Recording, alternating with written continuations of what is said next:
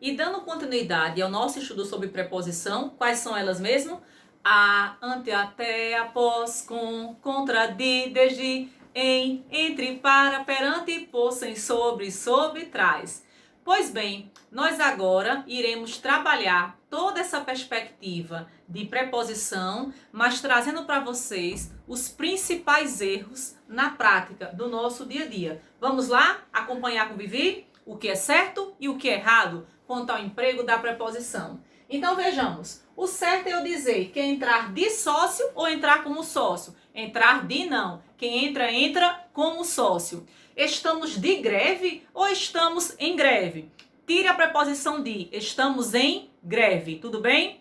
Vamos lá. Evite de falar disso? Não. Simplesmente não vai existir preposição. Evite falar isso.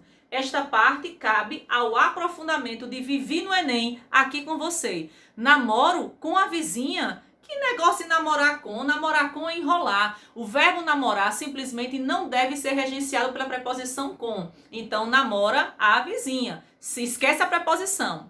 Para quem você votou? É isso aí? Não, não é para quem, mas em quem você votou. Tudo bem, pessoal?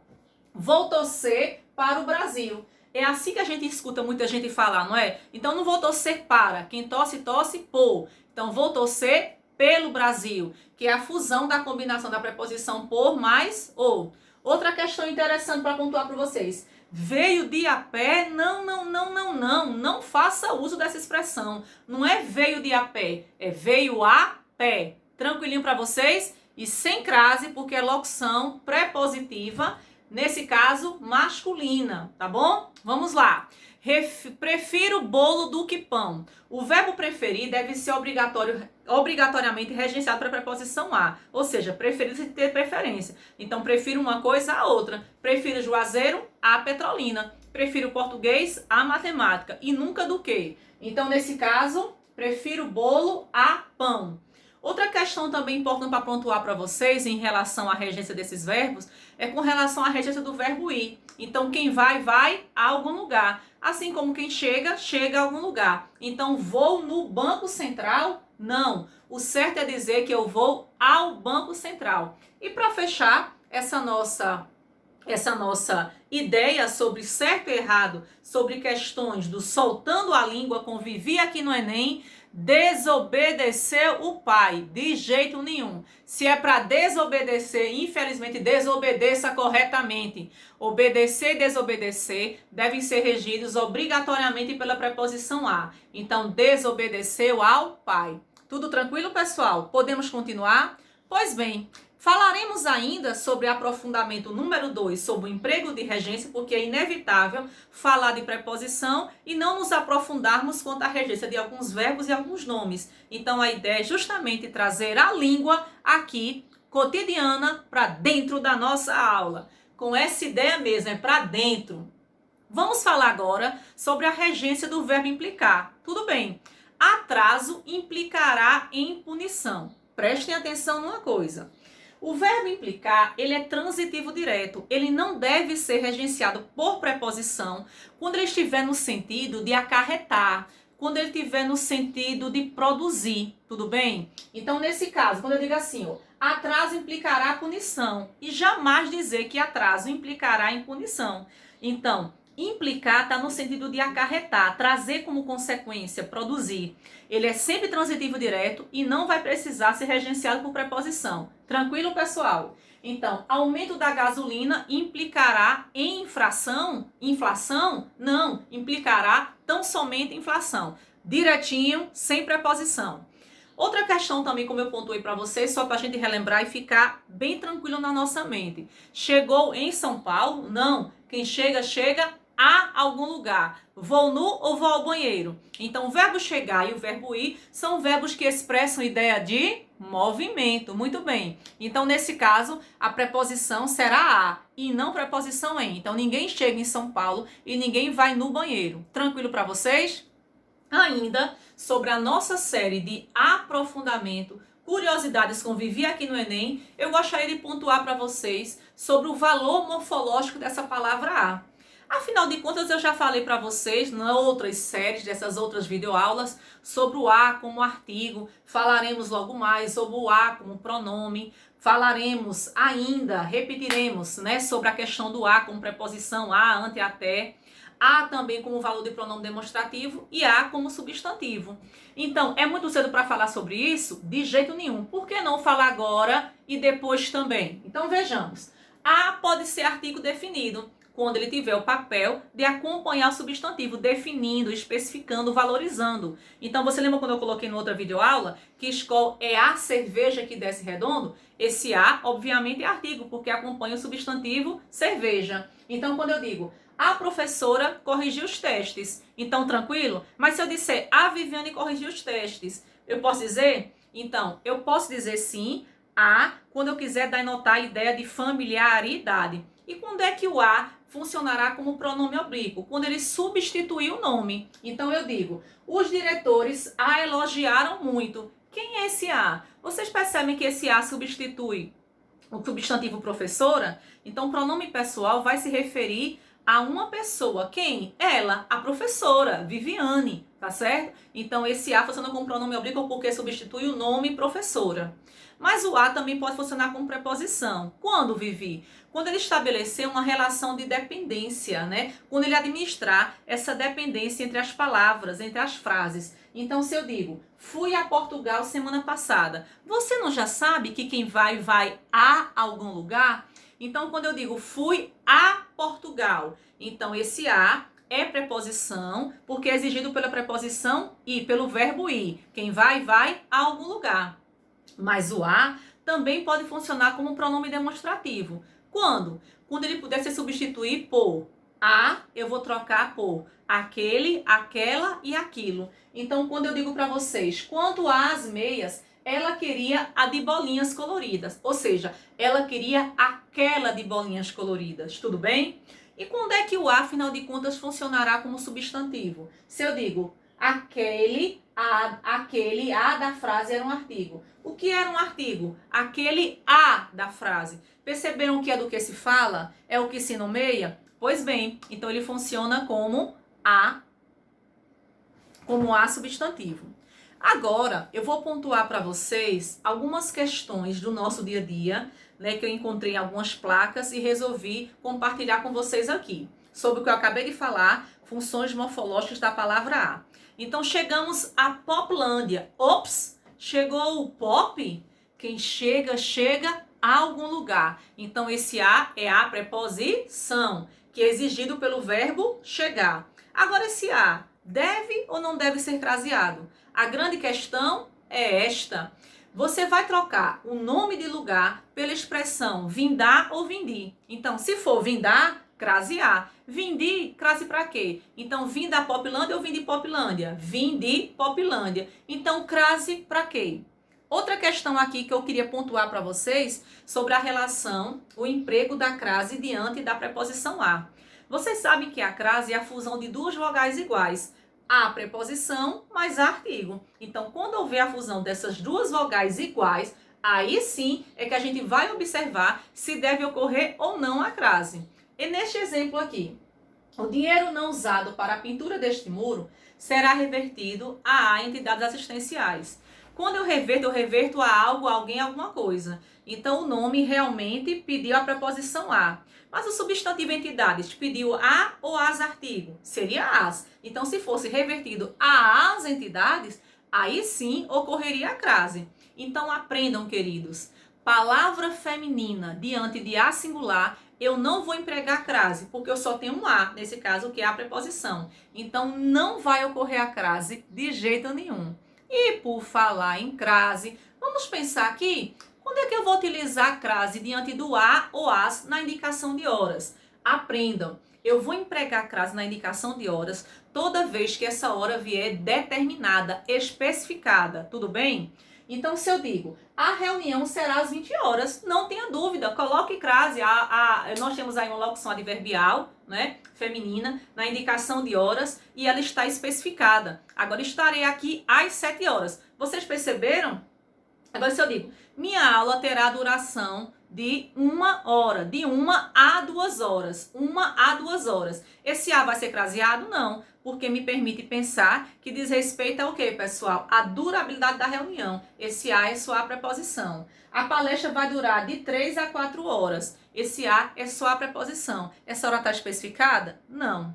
Já que nós falamos sobre a presença da preposição diante de alguns verbos, que é no caso regência verbal, por que não compartilhar com vocês aqui também a ocorrência da crase diante de alguns nomes? Por exemplo, pensem comigo, quem tem atenção? Tem atenção a, tem atenção com ou tem atenção para com?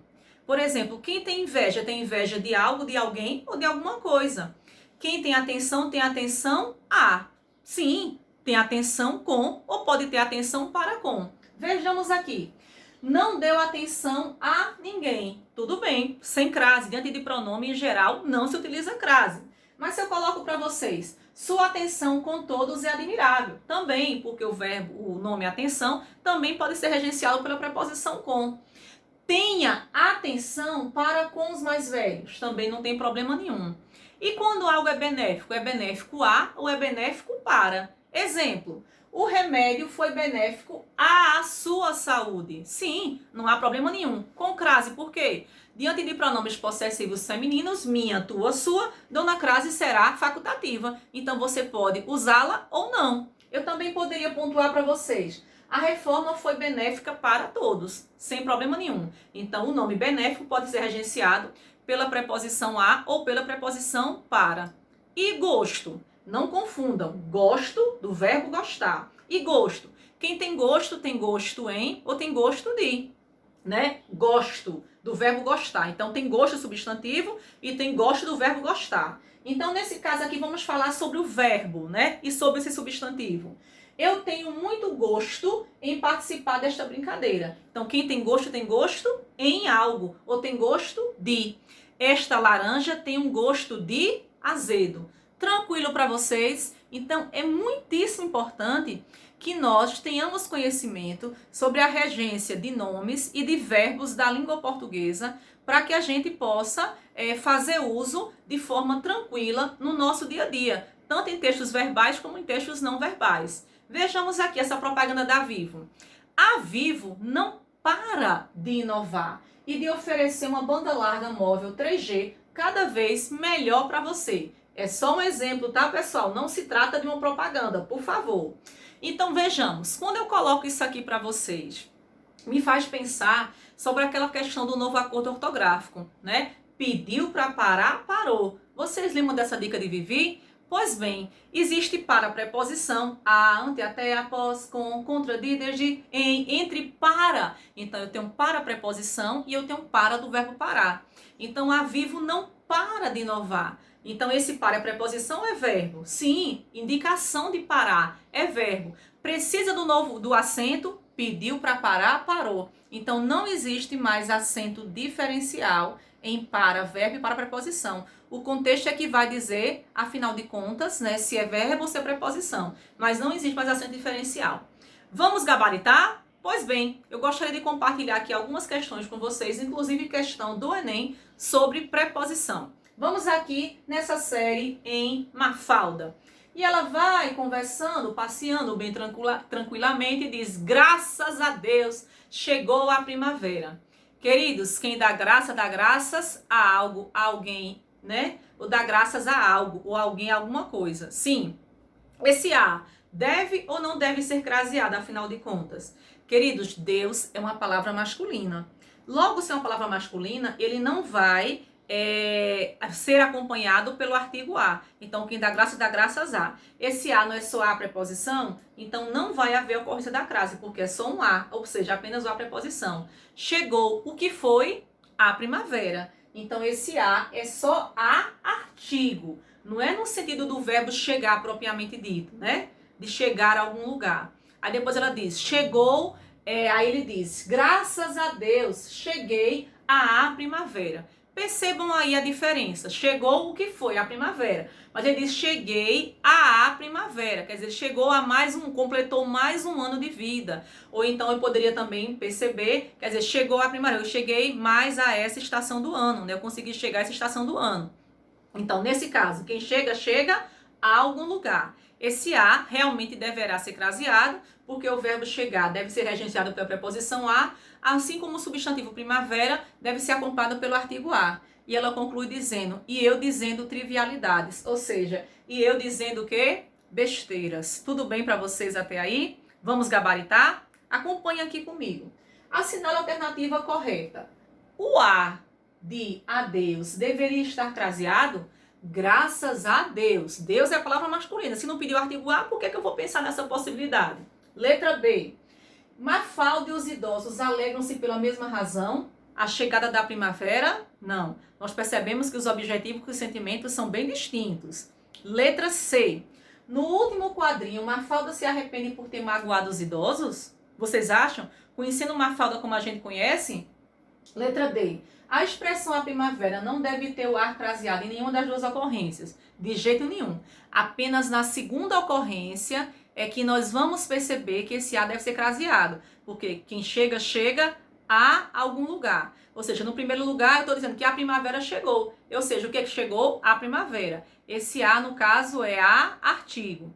Letra E. Mafalda sente vergonha do comentário feito por achar superficial? Não tenham dúvida. Realmente a letra E, porque no final ela conclui dizendo, e eu dizendo trivialidades. Gente, olha a expressão fisionômica dela. Percebam como ela se arrepende pelo que ela disse. Ou seja, afinal de contas, ela perdeu uma boa oportunidade de ficar o quê? Calada, né?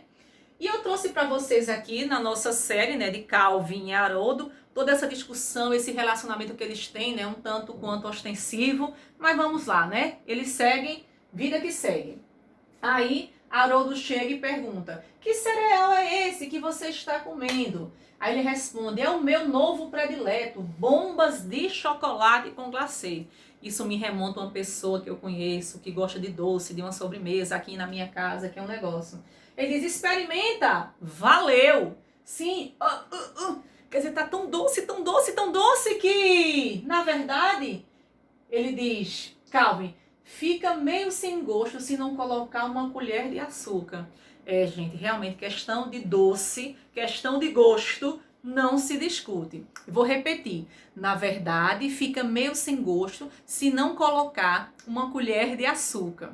Bom, colher de açúcar. Peguem esse gancho aqui para mim, por gentileza. Qual o valor semântico expresso pela preposição de? Então, colher de açúcar. Esse de expressa medida? Essa preposição de expressa um valor semântico de conteúdo?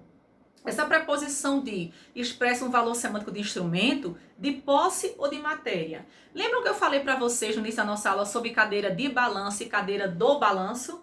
Cadeira de balanço expressa o quê? A finalidade. Ou seja, a finalidade dessa cadeira é se balançar. E a cadeira do balanço sugere a ideia de quê? De posse.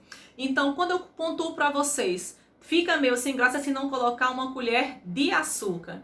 Colher de açúcar é diferente de uma colher com açúcar. Então, o que seria uma colher de açúcar? Seria uma colher que é feita, ou seja, o material da colher que é de açúcar, propondo assim um valor semântico de matéria, tá certo? Agora, colher, uma colher com açúcar, aí sim seria a medida. E agora, eu gostaria de compartilhar com vocês a melhor questão de preposição que existe. Se existe outra, eu, vivi no Enem, desconhece. Inclusive está no material de vocês. Vamos lá. Nós temos aqui uma crônica de Marina Colasanti, porque vocês sabem que a crônica é um gênero textual muitíssimo recente nos vestibulares, do SSA, do Enem, da UNEB, da FACAP, né? E a gente precisa reconhecer esse gênero, que tem uma natureza tipológica narrativa, né, ou dissertativa, mas na verdade, a gente poderia generalizar que a crônica, ela traz um relato real, né, do cotidiano, uma vez que esse fato não precisa ser, digamos assim, tão importante, tão significativo. Mas isso sempre depende da óptica de quem, da importância que o cronista dá a esse fato. Então, na verdade, a crônica ela pode também trazer uma reflexão sobre aspectos da sociedade em que vivemos, como é o caso. Prestem atenção. Eu, na rua, olha a locução adverbial aí, gente, de lugar. Com pressa, também não é o modo, olha a locução adverbial de modo. E o menino segurou no meu braço. Falou qualquer coisa que não entendi. Fui logo dizendo que não tinha. Sim, isso mesmo, o que você pensou, assim como eu, dinheiro. Que não tinha. Certa de que ele estava pedindo dinheiro, mas não estava. O que ele queria saber era a hora. Pois é, não é, pessoal? Talvez, olha aí o advérbio de dúvida, não fosse um menino de família. Eu quero chamar a atenção para vocês exatamente para esse ponto. Talvez não fosse um menino de família, mas também não era um menino de rua. Menino de família e menino de rua. Atentem para o valor semântico dessa locução prepositiva. E é assim que a gente divide. A gente, ela está se incluindo, tipo eu e vocês. Menino de família é aquele bem vestido, com tênis da moda e camiseta de marca, que usa relógio, né? E a mãe dá outro, se o dele for roubado por um menino de rua. E menino de rua? Ela vai agora descrever. Menino de rua é aquele que quando a gente passa perto, segura a bolsa com força, porque pensa que ele é pivete, trombadinha, ladrão. Então tá aí, segundo Marina Colasanti, a diferença entre menino de família e menino de rua. Na verdade, olha como a crônica pode servir como espaço reflexivo para o lugar onde nós vivemos, né? A sociedade em que vivemos. Na verdade, não existem meninos de rua, existem meninos na rua. E toda vez que um menino está na rua, preste atenção, na verdade não existem meninos de rua, existem meninos na rua. Perceberam o efeito semântico quando se trocou a preposição de pela preposição na? E toda vez que um menino está na rua, é porque alguém o botou lá. Os meninos não vão sozinhos aos lugares. Assim como são postos no mundo, durante muitos anos, também são postos onde quer que estejam. Resta ver quem os põe na rua e por quê. Toda vez que eu leio esta crônica, eu me volto para aquela reflexão, né, como mãe que sou, né, de quantas crianças que vivem aí, né, padecendo de inúmeras necessidades. Mas vamos lá. No terceiro parágrafo, quando Marina Colasanti pontua para a gente, esse é o nosso último slide, então muita atenção para a gente gabaritar aqui.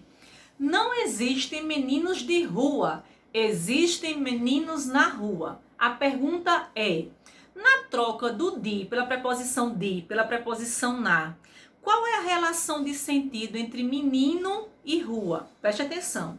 A relação de menino por rua é de localização. Na verdade, não existem meninos de rua. A ideia de localização é de origem, de qualidade ou de posse. O que vocês acham? Na verdade, não existem meninos de rua. Existem meninos na rua. Então, essa relação entre menino e rua, quando se troca o de por na, qual é o efeito de sentido? Não existem meninos de, meninos na. Então, na realmente exprime a ideia de localização. Perceberam? Na. E se eles estão lá é porque alguém os põe lá. Então, perceberam como a ideia do na é dizer onde eles estão, porque na é a fusão de em mais a. Onde é que eles estão? Na rua. Então, a ideia semântica, o efeito semântico que traz para nós é justamente de quê? De lugar, localização. E não de qualidade. Então, pessoal, espero que vocês tenham compreendido, aprendido sobre preposição na prática, não esquecer do a, ante, até, após, com, contra, de. Tudo bem? A gente fica por aqui, vivi no Enem, firme e forte com vocês. Vamos lá, meu povo!